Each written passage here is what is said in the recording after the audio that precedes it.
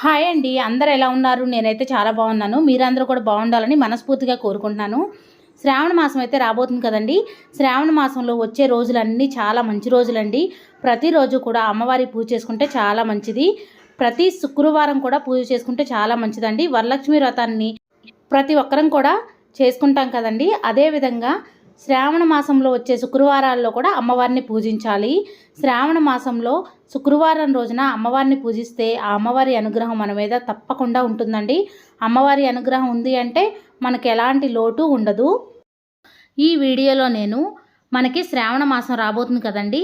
August 5వ తారీఖు నుంచి శ్రావణ మాసం ప్రారంభమవుతుంది. మనకి ఈసారి 4 శుక్రవారాలు వచ్చాయి. మొదటి శ్రావణ శుక్రవారం ఆగస్టు 9 శుక్రవారం రోజున వచ్చింది. అయితే ఈ వీడియోలో నేను మొదటి శ్రావణ శుక్రవారం రోజున లక్ష్మీదేవి అమ్మవారి పూజను నేను ఏ విధంగా చేసుకుంటానో మీతో షేర్ చేసుకుంటానండి. పౌర్ణమికి ముందు వచ్చే శుక్రవారం రోజున వరలక్ష్మి వ్రతాన్ని జరుపుకుంటాం. వరాలు కురిపించే వరలక్ష్మీదేవి అమ్మవారిని పూజించినట్టయితే మనకి అష్ట ఐశ్వర్యాలు కలుగుతాయి, సౌభాగ్యం కలుగుతుంది, మన ఆదాయం కూడా పెరుగుతుంది. లక్ష్మీదేవి అమ్మవారి అనుగ్రహం మన మీద ఉందంటే మనకు ఎటువంటి లోటు ఉండదు. అయితే మనం వరలక్ష్మి వ్రతం రోజున పూజ చాలా ఘనంగా భక్తి శ్రద్ధలతో పూజ చేసుకుంటూ ఉంటాం. అలానే శ్రావణ శుక్రవారం రోజున కూడా లక్ష్మీదేవి అమ్మవారిని భక్తి శ్రద్ధలతో పూజించాలి. శ్రావణ మాసంలో ప్రతిరోజు కూడా అమ్మవారిని పూజిస్తే చాలా మంచిది. ఒకవేళ వీలు కాని వాళ్ళు శ్రావణ మాసంలో 4 శుక్రవారాలు వచ్చాయి కదండి. 4 శుక్రవారాలు కూడా అమ్మవారిని పూజించండి. అమ్మవారి అనుగ్రహం మీకు తప్పకుండా కలుగుతుంది. అమ్మవారి పూజ చేసుకోవాలంటే గురువారం రోజే ఇల్లంతా నీట్గా క్లీన్ చేసి పెట్టుకోవాలి. శుక్రవారం రోజున ఉదయాన్నే లేచి ఇల్లు గుమ్మాలన్నీ శుభ్రం చేసుకొని ఇంటి ముందు చక్కగా ముగ్గు వేసుకోవాలి. తలస్నానం చేసిన తర్వాత గుమ్మం దగ్గర పూజ చేసుకోవాలండి. గుమ్మానికి పసుపు రాసి కుంకుమ బొట్లు పెట్టి దీపారాధన చేసుకోవాలి. 2 అగరవత్తులు పువ్వులు పెట్టి నమస్కారం చేసుకోవాలి. ముందుగా ద్వార పూజ చేసుకున్న తర్వాత అమ్మవారి పూజనైతే చేసుకోవాలండి. లక్ష్మీదేవి అమ్మవారి పూజను పూజా మందిరంలో చేసుకోవచ్చు, లేదా పీఠం ఏర్పాటు చేసుకుని పూజ చేసుకోవచ్చు. ఒకవేళ పీఠం ఏర్పాటు చేసుకోవాలి అనుకుంటే ఒక పీటని శుభ్రంగా కడిగి పసుపు రాసి కుంకుమ బొట్లు పెట్టండి.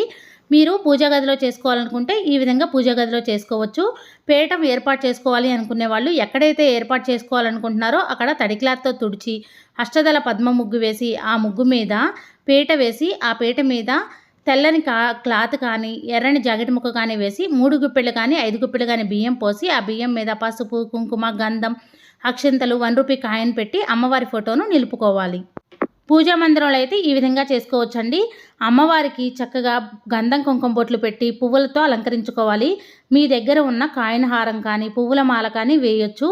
తామర గింజల మాల ఉంటే వేయొచ్చండి. అమ్మవారికి తామర గింజల మాల అంటే ఎంతో ప్రీతికరం. పసుపు కొమ్ముల మాల వేసినా చాలా మంచిది. ముందుగా మనం ఏ పూజ చేసినా విఘ్నాలు కలగకుండా ఉండడానికి గణపతి పూజ చేసుకుంటాం కాబట్టి నేనైతే ఒక ప్లేట్లో వినాయక స్వామి విగ్రహం పెట్టుకున్నానండి. పసుపు గణపతినైనా పెట్టుకోవచ్చు. పూజలో తప్పనిసరిగా గోమాత విగ్రహాన్ని పెట్టుకోండి, చాలా మంచిది. వినాయక స్వామిని ముందుగా పూజించాలి. స్వామివారికి ముందుగా గంధం కుంకుమ బొట్లు పెట్టి పువ్వులను సమర్పించాలి. ఓం గణేశాయ నమః అనుకుంటూ పువ్వులతో అక్షంతలతో పూజ చేసుకోవాలండి. దీపారాధనను ఏకహారతతో వెలిగించుకోవాలి. దీపారాధనకు కూడా గంధం కుంకుమ బొట్లు పెట్టుకోవాలి. దీపారాధన కోసం ఆవు నెయ్యి కానీ నువ్వుల నూనె కానీ వాడచ్చు. దీపారాధనని ఎప్పుడు కూడా అగ్గిపెట్టెతో వెలిగించకూడదండి. ఏకహారతతో కానీ లేకపోతే అగరవత్తితో అయినా వెలిగించుకోవచ్చు. ఓం గణేశాయ నమః అనుకుంటూ ఇలా ఎరుపు రంగు అక్షంతలతో, పసుపు రంగు అక్షంతలతో, ఎర్రని గులాబీ పువ్వులతో, చామంతులతో వినాయక స్వామిని పూజించాలి. స్వామివారికి పూజ చేసుకునేటప్పుడు ఓం గం గణపతియే నమః అనుకుంటూ పూజ చేసుకోవచ్చు. లేదంటే వినాయక స్వామి అష్టోత్తరం చదువుకుంటూ లేదా ఫోన్లో వినుకుంటూ కూడా పువ్వులతో అక్షంతలతో పూజ చేసుకోవచ్చు. వినాయక స్వామికి పసుపు, కుంకుమ, గంధం, అక్షంతలు, పువ్వులు అన్నీ సమర్పించిన తర్వాత ధూపం చూపించాలి. తర్వాత ప్రసాదం పెట్టి హారతి ఇచ్చి నమస్కారం చేసుకోవాలండి. ప్రసాదంగా పటిక బెల్లం కానీ అరటి పళ్ళు కానీ బెల్లం ముక్క కానీ ఏదైనా పెట్టచ్చు. దీపం సాక్షాత్తు పరబ్రహ్మ స్వరూపం కాబట్టి దీపం దగ్గర 2 అక్షంతలు పువ్వులు పెట్టి నమస్కారం చేసుకోవాలి. వినాయక స్వామి పూజ కంప్లీట్ అయిన తర్వాత కామాక్షి దీపాన్ని వెలిగించుకోవాలి. మనం ఎప్పుడు పూజ చేసుకున్నా సరే ఒక రాగి గ్లాసులో నిండుగా ఉన్న వాటర్ని పెట్టుకొని రాగి గ్లాసు కూడా గంధ కుంకుమ బొట్లు పెట్టి ఆ రాగి గ్లాసులో 1 రూపీ కాయిన్ వేసి పువ్వుని పెట్టుకోవాలి. మీ దగ్గర గజములు ఉంటే లక్ష్మీదేవి అమ్మవారికి అటు ఇటు పెట్టుకోండి, చాలా మంచిది. గజములకు కూడా గంధం కుంకుమ బొట్లు పెట్టి పువ్వులు సమర్పించండి.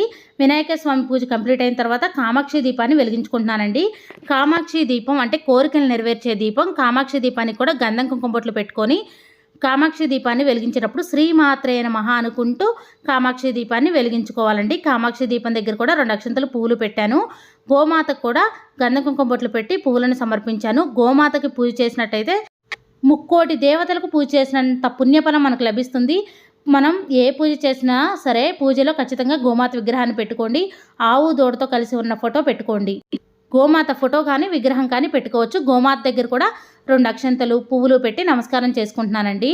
అమ్మవారి దగ్గర ఒక బౌల్లో పసుపు, ఇంకొక బౌల్లో కుంకుమ నిండుగా పెట్టుకోండి. ఇలా అమ్మవారి దగ్గర నిండుగా పసుపు కుంకుమలు పెట్టుకోవడం వల్ల మన నిండు నూరేళ్ళు కూడా సౌభాగ్యంతో ఉంటాం. మనం ఎప్పుడైనా సరే లక్ష్మీదేవి అమ్మవారి పూజ చేసినప్పుడు వెంకటేశ్వర స్వామికి పూజ చేయాలి. వెంకటేశ్వర స్వామికి పూజ చేసినప్పుడు లక్ష్మీదేవి అమ్మవారికి కూడా పూజ చేయాలండి. నేను ఇక్కడ వెంకటేశ్వర స్వామి విగ్రహం ఉంటే పెట్టుకున్నాను. మీరు కావాలంటే వెంకటేశ్వర స్వామి లక్ష్మీదేవి అమ్మవారు కలిసి ఉన్న ఫోటో అయినా పూజలో పెట్టుకోవచ్చు. స్వామివారి గోవిందనామాలను చదువుకుంటూ పువ్వులతో అలానే తులసి దళాలతో పూజ చేసుకుంటున్నానండి. మీకు కుదిరితే వెంకటేశ్వర స్వామి దగ్గర పిండి దీపాల్లో దీపారాధన చేయండి, చాలా మంచిది. వెంకటేశ్వర స్వామి అష్టోత్తరం సహస్రనామం చదువుకుంటూ తులసి దళాలను సమర్పించండి. ఒకవేళ మీ దగ్గర తులసి దళాలు లేకపోతే పువ్వులతో అక్షంతలతో కూడా పూజ చేసుకోవచ్చు. స్వామివారికి ఒక్క తులసి దళం సమర్పించినా చాలా మంచిది. మనం ఈ విధంగా అమ్మవారికి పూజ చేసుకునేటప్పుడు నిండుగా ఎరుపు రంగు గాజులను ధరించాలి. మనం కూడా చక్కగా చీర కట్టుకొని చేతి నిండా ఎరుపు రంగు గాజులు వేసుకొని తల్లో పువ్వు పెట్టుకొని చక్కగా కాళ్ళకు పసుపు రాసుకొని గంధం రాసుకొని అమ్మవారికి పూజ చేస్తే ఆ అమ్మవారి అనుగ్రహం మనకు తప్పకుండా కలుగుతుంది. నా దగ్గర అయితే అమ్మవారి బుక్ ఉందండి. అమ్మవారి అష్టోత్తరం చదువుకోవడానికి బుక్ అయితే పెట్టుకున్నాను. ఇదైతే మొదటి శ్రావణ శుక్రవారమే కాబట్టి మామూలుగా అష్టోత్తరం చదువుకుంటున్నాను. లక్ష్మీదేవి అమ్మవారి అష్టోత్తరం చదువుకుంటూ మంగళకరమైన వస్తువులతో పూజ చేసుకోవాలి. చిట్టి గాజులు, గోమతి చక్రాలు, గవ్వలతో పూజ చేసుకోవాలండి. అమ్మవారికి అక్షంతలతో నేనైతే లక్ష్మీదేవి అమ్మవారి అష్టోత్తరం చదువుకుంటూ మంగళకరమైన వస్తువులతో పూజ చేసుకున్నానండి. పువ్వులతో అక్షంతలతో కూడా పూజ చేసుకోవచ్చు. అష్టోత్తరాన్ని చదువుకోవచ్చు లేదా ఫోన్లో పెట్టుకొని వినుకుంటూ అయినా పూజ చేసుకోవచ్చు అండి. మీ దగ్గర మంగళకరమైన వస్తువులు లేకపోతే పువ్వులతో అక్షంతలతో పూజ చేసుకోండి. అమ్మవారి దగ్గర కుంకుమార్చన కూడా చేసుకోండి, చాలా మంచిది. లక్ష్మీదేవి అమ్మవారి దగ్గర పసుపు కమ్ములతో పూజ చేసినా చాలా మంచిదండి. ఇక్కడ చూసారా ఎరుపు రంగు చిట్టుగాజులతో పసుపు రంగు చిట్టుగాజులతో పూజ చేసుకుంటున్నాను. గవ్వలు, గోమతి చక్రాలతో. మీ దగ్గర ఒకవేళ ఇవన్నీ ఏమీ లేకపోయినా పువ్వులతో అక్షంతలతో కూడా భక్తి శ్రద్ధలతో అమ్మవారిని పూజించాలి. మనం అమ్మవారిని ఎంత ఆడంబరంగా పూజించామనేది ముఖ్యం కాదండి, ఎంత భక్తి శ్రద్ధలతో పూజించామనేదే ముఖ్యం. శ్రీమాత్రే నమః అనుకుంటూ పూజ చేసుకోవచ్చు. లలిత సహస్రనామం చదువుకుంటూ పూజ చేసుకోవచ్చండి. అలానే లక్ష్మీదేవి అమ్మవారి అష్టోత్తరం సహస్రనామం చదువుకుంటూ పూజ చేసుకోవచ్చండి. కనకదార స్తోత్రం చదువుకున్నా చాలా మంచిది.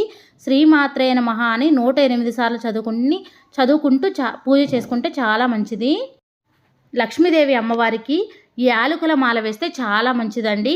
అమ్మవారి దగ్గర ఒక్క పసుపు కొమ్ము పెట్టుకున్నా చాలా మంచిది. నా దగ్గర అయితే ఈ కాయిన్ హారం ఉందండి, కాయిన్ హారం అయితే వేశాను. మీరు పూల మాలైనా వేయచ్చు. అమ్మవారి దగ్గర తులసాకులు పెట్టుకున్నా చాలా మంచిదండి.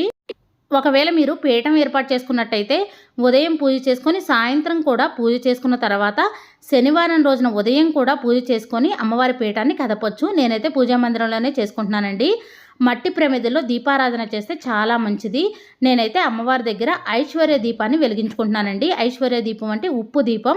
మనకేమైనా ఆర్థిక సమస్యలు ఉన్నా తొలగిపోతాయి.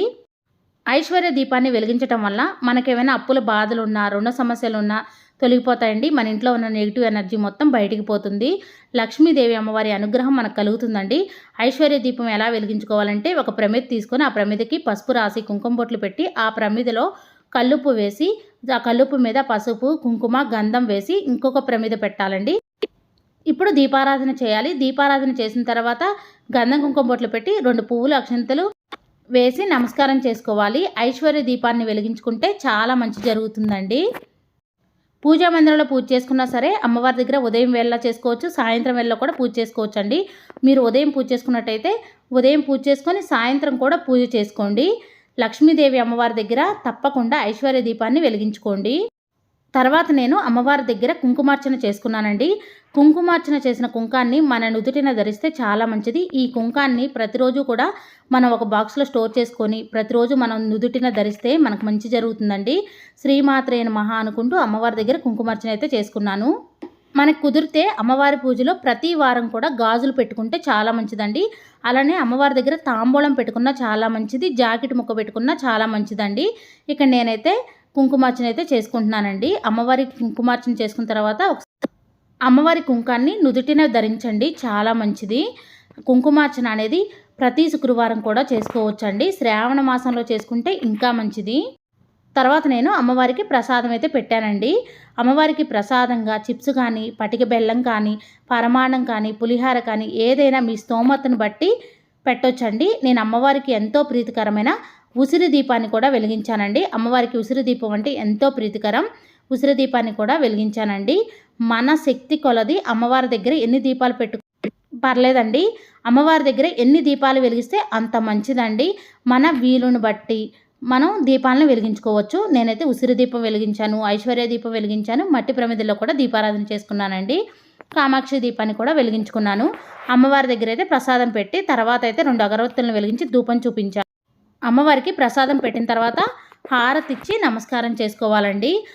అమ్మవారి పూజ కంప్లీట్ అయిన తర్వాత ధూపం వేయాలి. ఆ ధూపాన్ని ఇల్లంతా చూపించాలండి. ఇల్లంతా చూపిస్తే ఇంట్లో ఉన్న నెగిటివ్ ఎనర్జీ పోయి పాజిటివ్ ఎనర్జీ వస్తుంది.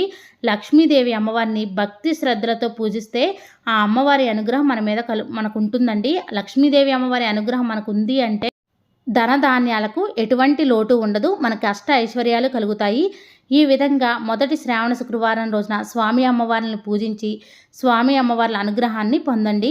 నేనైతే మొదటి శుక్రవారం రోజున స్వామి అమ్మవార్ల పూజనైతే ఈ విధంగానే చేసుకుంటానండి.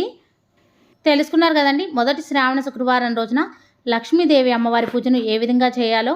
మరిన్ని వీడియోస్ కోసం మన ఛానల్ని సబ్స్క్రైబ్ చేయండి. నా ఈ వీడియో మీకు నచ్చిందని అనుకుంటున్నాను, ఎంతో కొంత యూజ్ అయిందని అనుకుంటున్నాను. నా వీడియో కానీ మీకు నచ్చినట్టయితే లైక్ చేయండి, షేర్ చేయండి, కామెంట్ చేయండి. ఫ్రెండ్స్, కొత్త వారు ఎవరైనా మన ఛానల్ చూస్తున్నట్టయితే సబ్స్క్రైబ్ చేసుకోండి. Thank you for watching. Bye అండి.